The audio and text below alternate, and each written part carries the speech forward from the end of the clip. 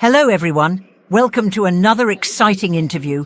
Today we are joined by a member of the Global Citizen Project. Steve, for those that have never heard of you, can you tell us what Global Citizen Project is and what you do, please? Sure, dude. Thanks for having me. The Global Citizen Project is essentially a breakaway bunch of devs that have been around since Bitcoin was still in development. A lot of us have seen big tech and large companies, particularly BlackRock, come in and take over.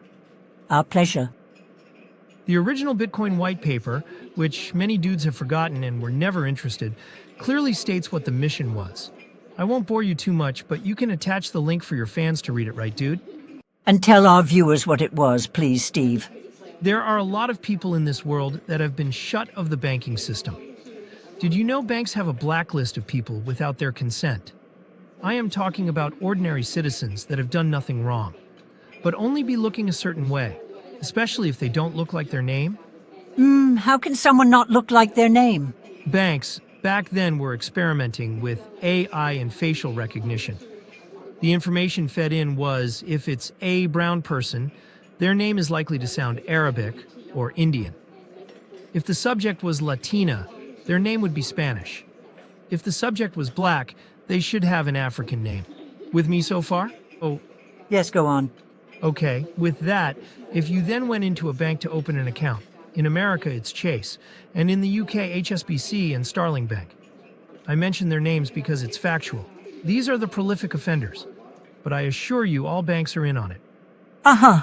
If you are a black person with a white name, which is common in some parts of the world, like Smith or Hemsworth, the bank would flag that a fraudulent event and block you from opening anything other than a basic bank account, which they are required by law to do. A couple of years later, they close the account without and place you your face and all information collected on a blacklist. Bitcoin was to give these people a voice. It was never intended to be a corporate moneymaker like it is now. That's why we partnered with Liberum, not just on this, but other projects, which I am not at liberty to say just yet. Okay. Of course, there are other things going on, but this was one of our fundamental reasons for developing Bitcoin. So you know this Satoshi guy?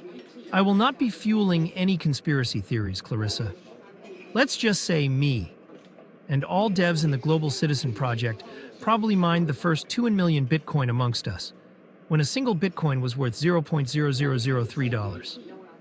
You see these latecomers, the Johnny-come-latelys of the world, like to talk like they were the original developers, when they know nothing. If some of us had bad intentions, or wanted to teach them a lesson, we can flood the market with 1 million Bitcoin. But we are not doing that. We're doing what one of your guys call private treaty. Because flooding the market would mostly hurt normal folk that got caught up in corporate greed. Wow. Yeah, dude, I won't talk about names. I can, however, tell you that anyone saying publicly they know him, they absolutely do not, and are telling lies. Okay, I can see that is a sensitive subject, Steve. Let's move on. Let's, dude. Why Liberum Global as an investment partner? There are a few articles you have on Substack, and 1 or 2 suppressed videos, actually. I had to use a direct link. But most important, your ability to transfer cold wallets in whole. Not everyone wants their bank statement for everyone to see. I, for one, don't. Anyway, what I am trying to say rather badly... No, you are fine. Take your time. I like the work you guys do around the world. I had to attend a hospital while in a remote, very remote part of a poor country. I was not expecting much infrastructure, but was pleasantly surprised how you guys provide modern equipment and allow digital payments for the locals. Similar to M-Pesa in Kenya. Heard of it? Yes, I am very aware, but ours is more commercial leaning. Oh, I know. But that was what got me curious. I then took up an active interest. And wow, the way your articles speak truth to power, I was impressed. When I got back home, I had a meeting with the rest of the gang. Go on. We decided to go with Liberum, partly because of your logo. Ha ha ha. Our logo. What do you mean? Sorry, do I mean Moto? Stay ahead. Stay informed. Liberum, navigating change with purpose. Anyway, we didn't want a company that would just broker a sale. We wanted a company that can help us sell our Bitcoin without crashing the market. 1 million Bitcoin is a lot without damaging the price. So you guys came with the best alternative, and you are in line with our ambitions. So monetary and vehicle design elements attracted you to us? Number, not just that. Don't get me wrong. When I was in hospital, the electricity came from your FB250 machine in the middle of nowhere. I was impressed. The million Bitcoin coins we investing in you are a lot now, T. But when we mined them, they were only $300.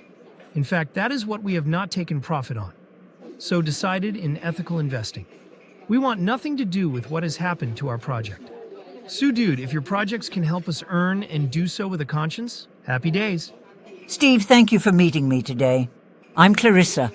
I hope you got some insight into what Global Citizen Project is all about. Who shall I interview next? Let us know in the comments section.